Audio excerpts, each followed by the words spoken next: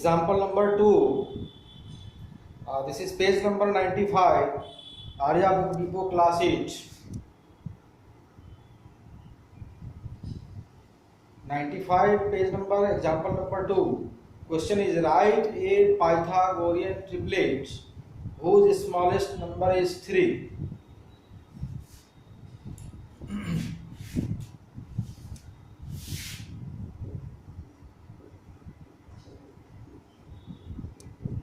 As you know, if m is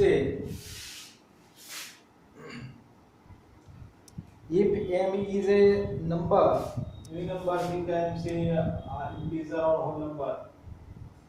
Sorry, a whole number or natural number. Then 2m, m square minus 1 and m square plus 1 will be the triplet. Here, the smallest is 3. So you have to check y1 one by one.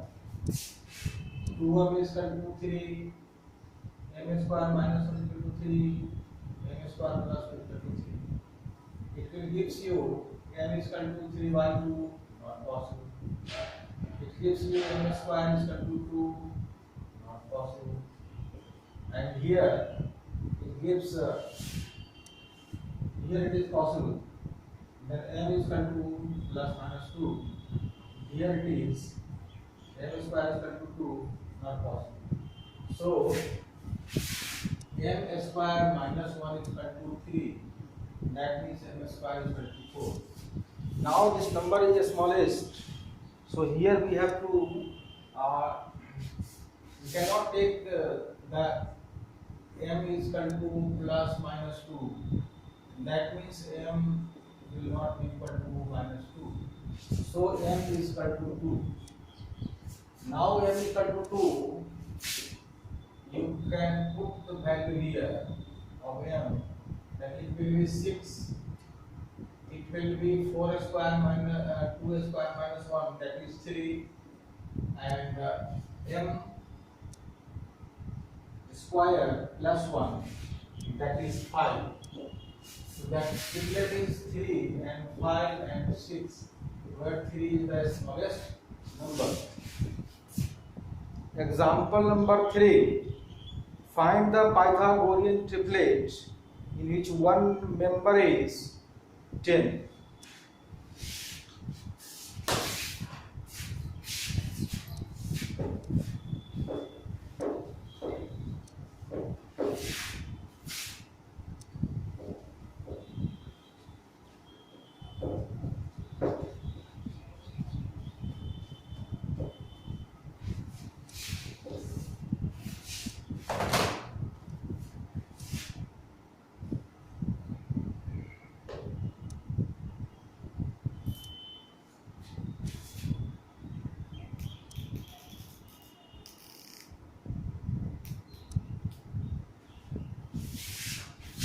Now 2m is equal to 10, or m square minus 1 is equal to 10, or m square plus 1 is equal to 10. It will give you m is equal to plus minus, only 5. Here m square is equal to 11, not possible. And here m square is equal to 9, that is m is equal to plus minus 3. That means m is equal to only 3. So two values are here, m and 3. We will check one by one. If m is equal to 3, then 2m is equal to 6. M square minus 1 is equal to 9 minus 1 8, and m square plus 1 is equal to 9 plus 1 is equal to 10. So results are 6, 8 and 10. If m is equal to 5, then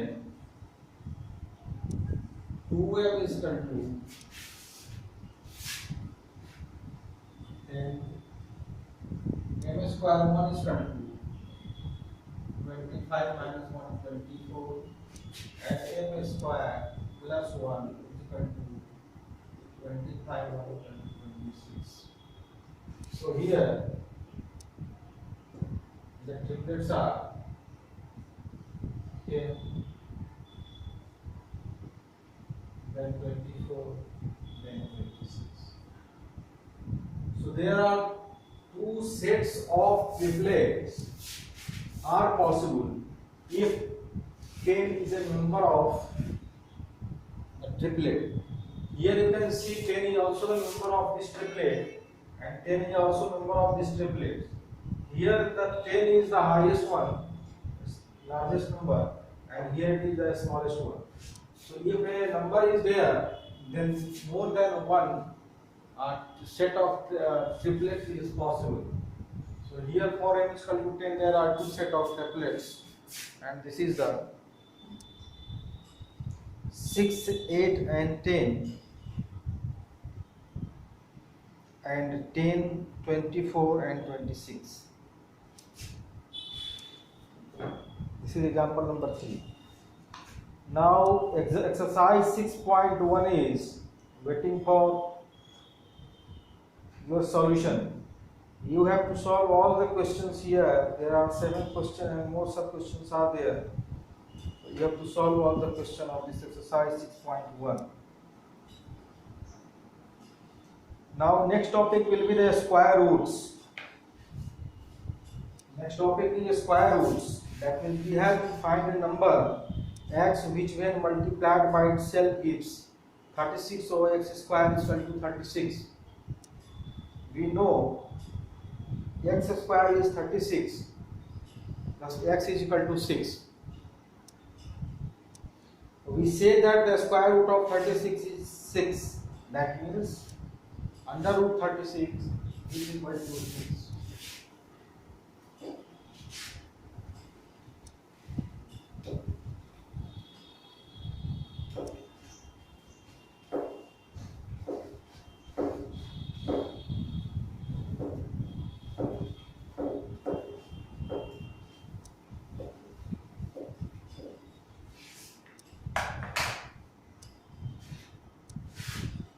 Here 6 square is equal to 36.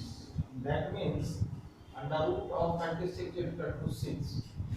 So this is a square root. So we will use this square root. This is known as the square root.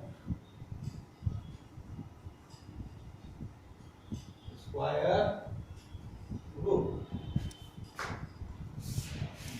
Thus we say that if A and B are two numbers such that A square is equal to B,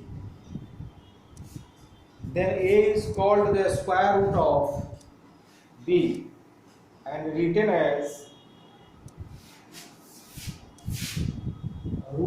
square root of B is equal to A.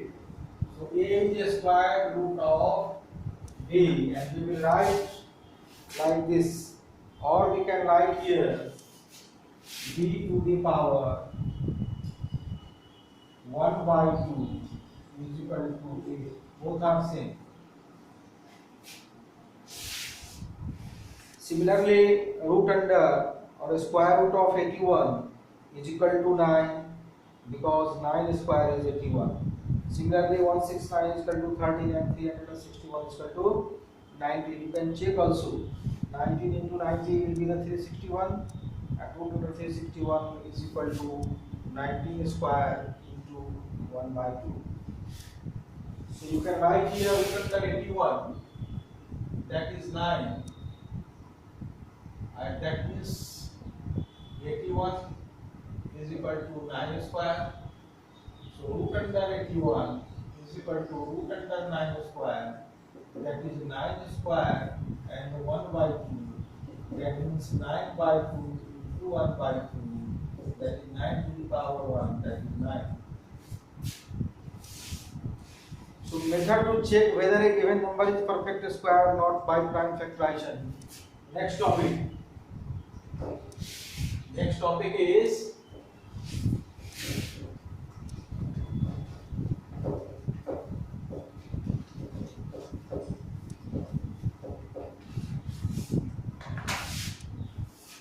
In order to check whether a given number is perfect square or not, we adopt the following method. First, find the prime factors of the given number.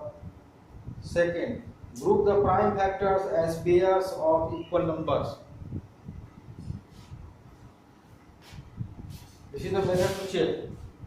Third, if all the pairs are complete, that is, all the factors have been paired, then the number is perfect square. If any prime factor is left unpaired, then the given number is not a perfect square.